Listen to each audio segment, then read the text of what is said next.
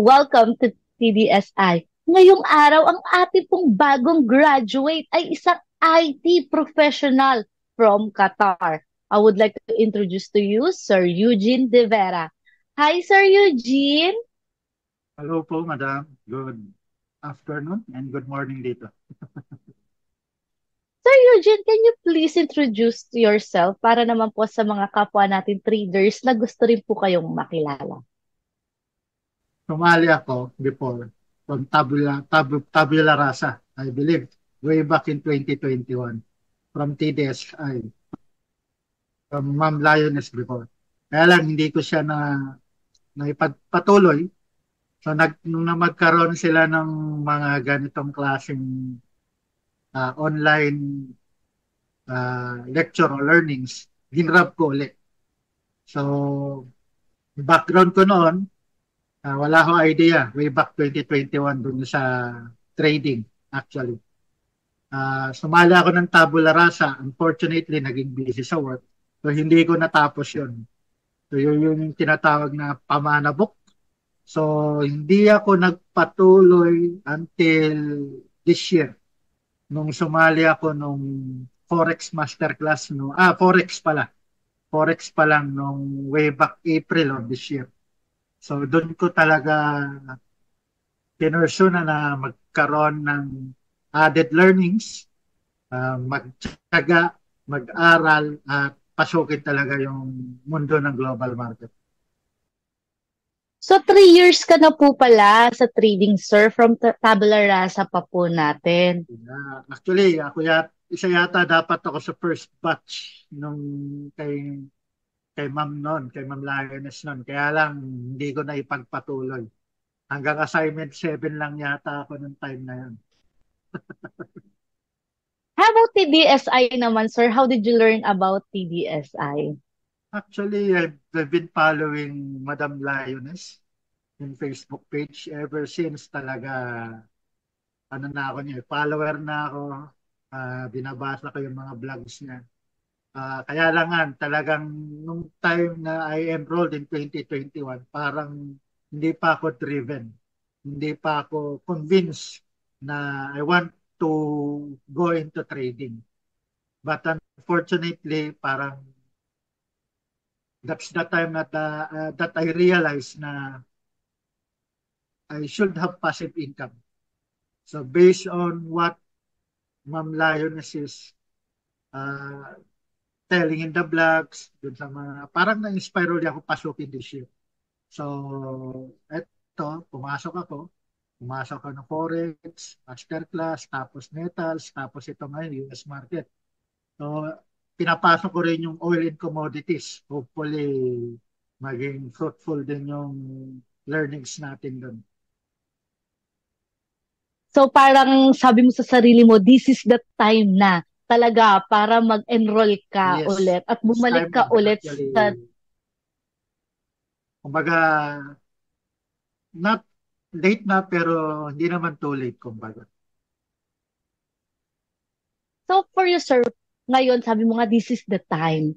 So, what were your expectation upon joining dito sa TDSI?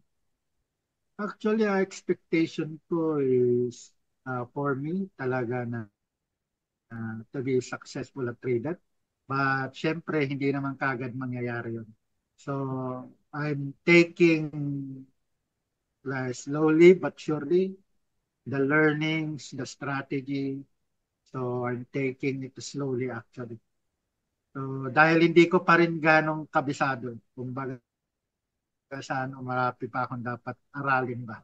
Hindi ko alam kung kailan yung tamang pasok. Minsan napo-frustrate ka dahil pumasok ka ng akala mo mag-bullish pero biglang magre-reverse, di ba? So, kumbaga, sabi nga ni Ma'am, hindi nagiging against sa'yo si market. Parang yun talaga yung galaw ng market. Eventually, you will lose, but probably you will gain basta meron ka lang tinatawag na kilos. So, meron ka kailangang stop loss, kumbaga. Kasi yun Saka lang yung kaya mong kontrolin. pag natalo, sabi nga nila, kaliwali dito. Parang never mind, don't bother, kaliwali. sa Arab language. Kaliwali, pag natalo ka, kaliwali, go on to the next trade.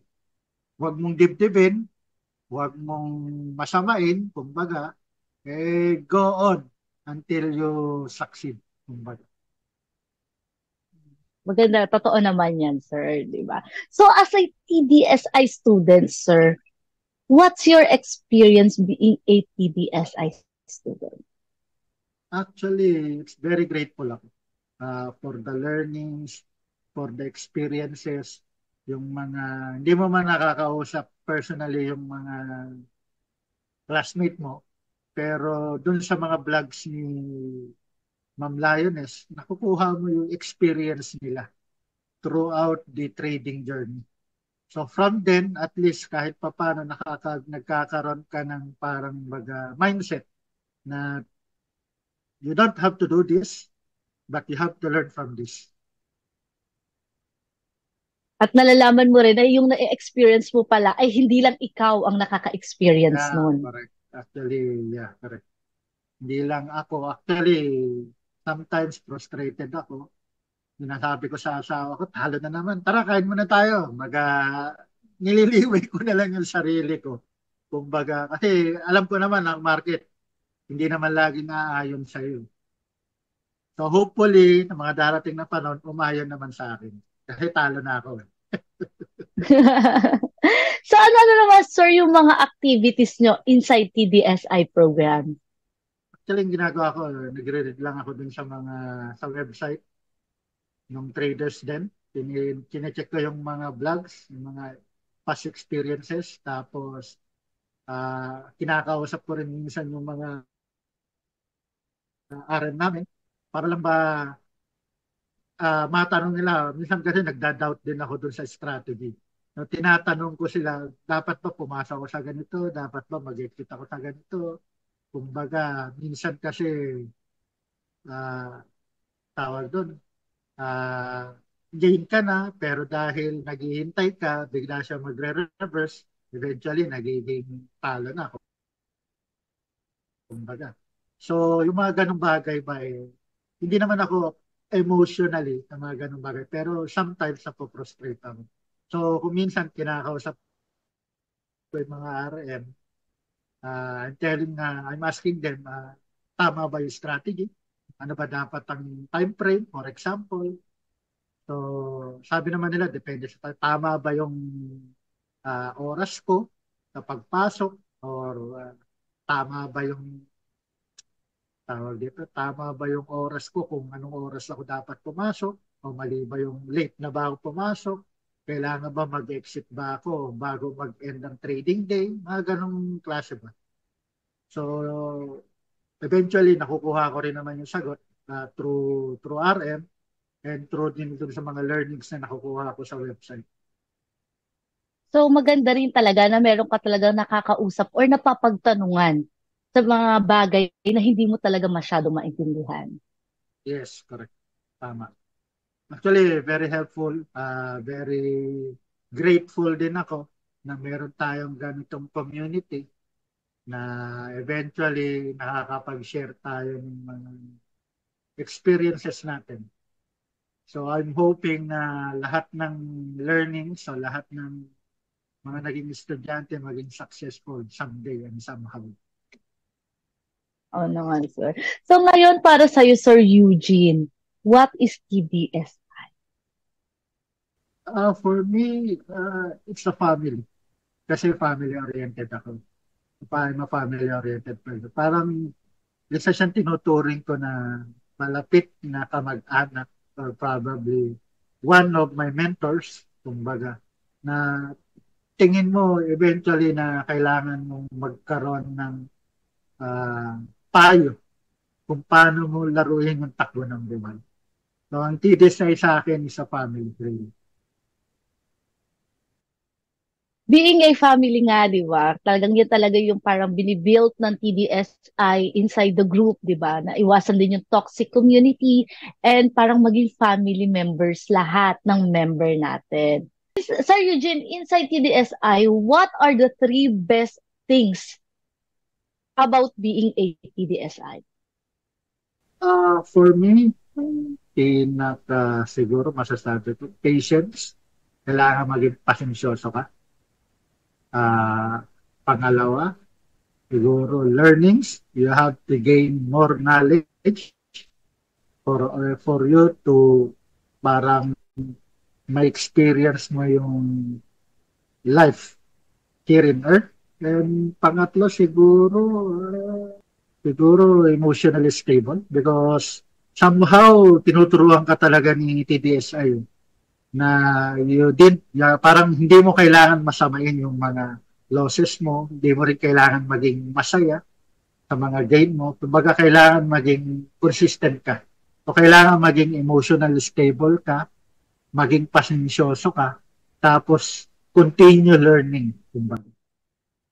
Which is one of the most important din talaga dito sa trading, di ba? Kailangan mong makontrol yung emotions mo. And sabi mo nga, di ba, yung patient talaga Yes. kailangan nandiyan in terms of trading para matuto ka talaga. Di ba? Actually, kailangan maging pasensyoso ka talaga. Kailangan mag-aral at mag-aral. Kumbaga. Sabi mo nga, sir, di ba, way back 2021, nasa Tabula Rasa course ka po. Ngayon, na international market na, you enrolled Forex, US Masterclass, Metals, di ba po? And ngayon, graduate ka nga po ng US. Hindi ka ba natakot na mag-try or pumasok sa international o global market? Actually, natatakot at first. Siyempre, medyo malaki yung capital na kailangan nilabas. Pero during na mga learnings ni TDSI doon sa website, so makikita mo naman na kailangan meron kang tinatawag na risk management. So kailangan meron kang tawag dito, balance ba? Kumbaga, alamin mo kung ano yung limitation mo pagdating mo sa magiging talo sa'yo. Kumbaga, kung wala kayong mga bagay na gano'n, basta ka na lang arya ng arya na pasok-pasok, wala ka man lang tinatawag na stop loss or risk management, eh talagang masusunog at masusunog ka. Kumbaga, oo, nung umpisa natatakot ako, pero since nung mga nababasa ko, mga video dun sa mga websites na hindi mo control ang market, dati hindi mo makokontrol kahit kailan, pero ang makokontrol mo is yung kakayahan mo o yung emosyon kung hanggang saan lang yung limitasyon. Which is yun naman talaga. Hindi natin kayang kontrolin si market. Yung loss lang talaga natin, yung kaya natin kontrolin. Yes. Sir Eugene, di ba ikaw po ngayon ay nasa Qatar? Hindi ka po ba nahirapan sa schedule mo sa pagtitrade? Actually, medyo nahihirapan din. Kasi nung pasok ko rito, 6 until 2. So, parang 6, 11 a.m. dyan sa Pilipinas hanggang 7 p.m. kumbaga. So, medyo ako nahihirapan dun sa Forex. Kasi nga, although yung time frame ko, tama naman kasi yung volume ng transaction nandito sa US saka sa London market. Kaya lang, hindi ko alam kung tama ba yung time ng pinapasok ko. Minsan kasi ang bilis gumalaw. Pero yung US market, parang eksakto lang sa akin dito. So hopefully yung oil and commodities, dahil alam kong kasing ano rin lang ng US market yun, hopefully maging ayon din sa akin. Actually, yung masterclass ng Forex, yung swing trading, medyo okay din sa akin yun. Kasi nga, minsan mo lang bibisitahin, pag nakapasok ka, ting-ting ka na lang, every once a day, kumbaga. So, yung Forex, saka yung metals, medyo tinitimpla ko kung ano yung kumbaga, tamang timpla ba para maging gain, kumbaga. Kumbaga, pagdating kasi dito sa US market, sa metal, sa US market and sa masterclass, talagang namomonitor mo sila. Yes. Actually, hindi ko nga alam, baka swing trading or yun yung talagang ano ko, hindi yata ako pwede sa scalping. Pero hindi pa naman ako sumusuko. So, sir, Sir Eugene, para sa iyo po, ano ang kinagandahan ng international or global market compare sa local market o sa PSE? Actually, sa local market, meron ako before, pero hindi ko na nasundan kasi strategy. Meron ako sa Call Financial. So, ang ginagawa ko na lang sa local market parang dividend investing na lang. So, bumibili ako pagka mababa yung stock, tapos hinihintay ko na lang para makapag-dividend ako. So, yun lang ang meron ako sa local market. Ang maganda naman sa global market, marami kang opportunity for entry. Marami kang opportunity para mag-gain. Pero, meron din yung opportunity na mas matalo ka. So, dapat talaga kailangan mo yung risk management, ika nga ni Ma'am Lioness, yung kilos. Kumbaga, kailangan mong isa puso yun, isa diwa, kumbaga, kailangan mong dibdibin yun. So, mag-create ka ng stop loss mo. Pag natalo, go on to the next trade. Correct. Totoo din naman talaga yun na talagang kilos lang ang parang kakampi natin in terms of trading talaga, di ba? Ah, So, let's talk about your trades naman, sir, di ba? So, ano po yung highest gain and highest loss mo dito sa pagtitrade mo? saan ba? Sa Sa US? US? Actually, hindi pa ako loss. Siguro loss ako $2 yun. Highest gain ko siguro ano kasi ako hindi pa ako ano baga nag-all in. Tinatansya ko rin, conservative ako. Siguro ang highest gain ko, $11. Hindi pa ako yung talagang, Hmm. bumili ako ni stock tapos popondohan ko na halimbawa, $300 hindi pa ako time na ganun. So, pa isa-isa lang ako, isa, dalawa, ganun. Saka yung hawak ko ngayon, ever since na nag-enroll ako hanggang ngayon, hawak ko pa rin. Hindi ko pa na-exit eh. Ah, Oo, kaya nga ang galing. pagka nagbibigay ako kay Jack ng portfolio, parang laging gain kasi which is gain talaga pero hindi ko pa na-exit eh. Dahil until today, hawak ko pa rin.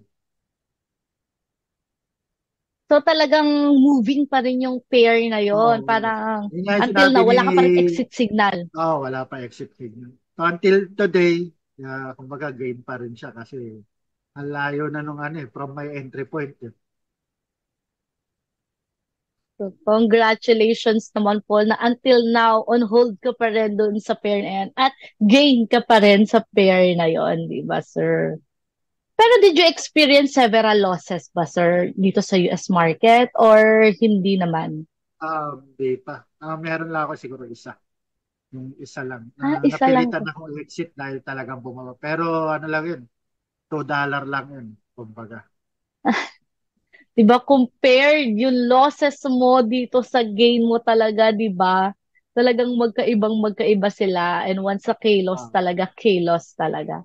So Eugene, ano naman po yung mga mistakes na nagawa mo dun sa mga first week of trades mo and how did you overcome those mistakes? mga nagawa ko first week of trading, siguro hindi ako marunong mag-screen ng mga stocks. So, parang ang mindset ko nakabase pa rin sa mga blue chip eh. So, kaso hindi pumapasok doon sa strategy ni Kalma. So, kumbaga, pag mag-ano ka, mag-screen ka, may mali pala ako na kinote ni Ma'am Lioness na mali yung pasok ko. Mali yung pagkakaintindi ko dun sa strategy. So sinabi niya sa akin na buti na lang gain, pero na-exit ko na rin yata yun.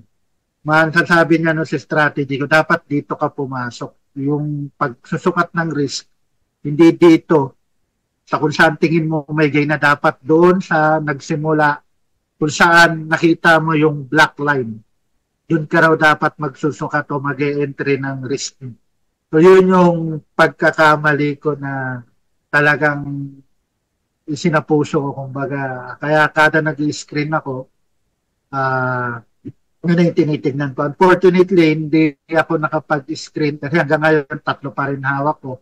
Pero dahil nakagraduate na, tinanong ko si RM, pwede na raw, tawag dito, mag-add ng port basta pasok sa strategy at basta kaya ng ano mo, risk management mo. So, congratulations naman, sir. Nakakatuwa na until now pala, is tatlo pa rin ang hawak mo until now, di ba? So, sir, Masunuring bata ako eh. at yan naman ang pinakamaganda pagdating sa trading, di ba? Kailangan talaga sumunod ka sa strategy talaga. Kasi kung marami ka pang, kung ano-ano pang ginagawa mo, mas malilito ka pa. Tama, correct, correct. For you, Sir Eugene, what was the hardest part of your trading journey? Actually, ang hardest part siguro, waiting game. Waiting for entry, waiting for exit, waiting for your strategy to materialize. Kumbaga, yun yung pinaka parang mahirap na parte. Tapos nandun yung dilemma mo na papasukan ko ba o hindi. Minsan, natitempt ako na tumingin sa news, which is yung ayaw na ayaw ni Ma'am Layo na siya. Titingin ka sa balita dahil baka iniisip mo, tataas to kasi maganda yung ganito, ganyan. Bababa to kasi pangit yung balita. So, minsan natitempt akong tumingin na ganon. Minsan natitempt din akong tumingin ng strategy dahil sa trading ko makikita mo may mga strategy kunwari yung mga community doon, di ba? So kung minsan natitempt ka, minsan tinatry mo kaya lang eventually nagre-reverse back. So yung mga ganong bagay ba na kailangan hindi ka matempt, kailangan stick to strategy ka, kailangan waiting game, pasensyoso ka kumbaga. Kaya isa pala talaga yung pagiging pasensyoso sa best sa three best things na natutunan mo sa TDSI. Kailangan, actually, pasensyoso naman ako. Kaya lang, mas lalong naging pasensyoso ako rito. So ngayon, Sir Eugene, how does it feel na finally graduate ka na sa US market? Actually, happy at the same time, medyo sad din. Kasi kung tinuloy ko yung tabula rasa by way back 2021, siguro mas nagkaroon ako ng tawag dito. Nakapag-share ako ng experiences ko before sa mga kapwa ko estudyante. Baka mas may naibigay akong input before kung sineryoso ko lang yung tabula rasa before way back 2020. So I'm happy that graduate ako pero at the same time sad din kasi parang sinayang ko yung opportunity way back 2021. So yun lang. Nasabi nga ni Ma'am Lioness, huwag mong dibdibin, huwag mong masamain, kumbaga bygones are bygones. So, andito ka na, this is your chance na Yes, hindi na correct. sayangin yung tulad ng nagawa mo before. Yes, So correct. sir, ngayon na na-experience mo na ang ating mga courses, 'di ba? Will you recommend TDSI sa mga family members, colleagues, and friends mo to be part ng ating courses? Yeah, actually, may mga friend ako rito na talagang interesado rin. Ah, hindi ko pa lang sila talaga fully convinced pero dahil makikita mo naman na kahit pa paano successful tayo, talagang yaano ko sila kasi mga kasing idaran ko rin sila, mga 46 na. So, kumbaga kami, naghahanap talaga kami ng hindi naman sinasabing mawawala na kami sa limelight ng career namin, pero naghahanap talaga kami ng passive income. So for me, I'm learning this para ma-share ko sa mga kasama ko para maging committed din sila, maging convinced din sila at magkaroon din sila ng passive income dahil really talagang kumbaga TDSI helped me a lot. So I want to help them also so that TDSI can also help them. So thank you so much, sir. Kasi iba talaga pagka personal experience mo talaga kung gaano kaganda ang isang course, di ba? So, we're very proud of you po talaga, sir. And nakakatuwa po na nakagraduate ka na sa US Yeah, market, di finally. ba? Alhamdulillah. Finally. So, do you have a final message po para sa mga kapwa mo po traders na gusto rin pong subukan ang international market? Actually, sa kapwa ko student ng TDSI, kumbaga, kailangan lang maging pasensyoso tayo, share our experience, kumbaga, don't shy away na makipag-usap sa atin or sa community or kay may emotion. Doon naman sa magiging new student, I strongly advise you na mag-enroll. If you want to change the your perspective or your mindset with regards to trading, talagang kumbaga ang TDSI is the best way for you. It will not only show you how to be patient, it will also, you will also have a community, a family that you can rely on. Yun lang. Nakakatawa naman yung sinabi mo, sir. Nakakatawa din naman po ng puso sa part namin na talagang family ang turing mo po talaga dito sa ating community. So, thank you so much and Yes, of course. congratulations po ulit once again. Thank you po. So, Thank you. guys, thank you po. Guys, if you want to enroll PDSI courses po, ilalagay po natin yung link dito sa ating video para maging part din po kayo ng ating TDSI course. So, huwag na po kayong dalawang isip pa. Like Sir Eugene said nga, di ba, na nang hinayang siya before, na hindi niya sineryoso yung dati nating courses. So, maybe this time, this is your time to enroll our international market to be part of our program. So once again, Sir Eugene, thank you so much po. Do you have a final message po? Keep on trading. Kilos lagi. So thank you so much once again, Thank Sir you. Thank you. Eugene, and God bless.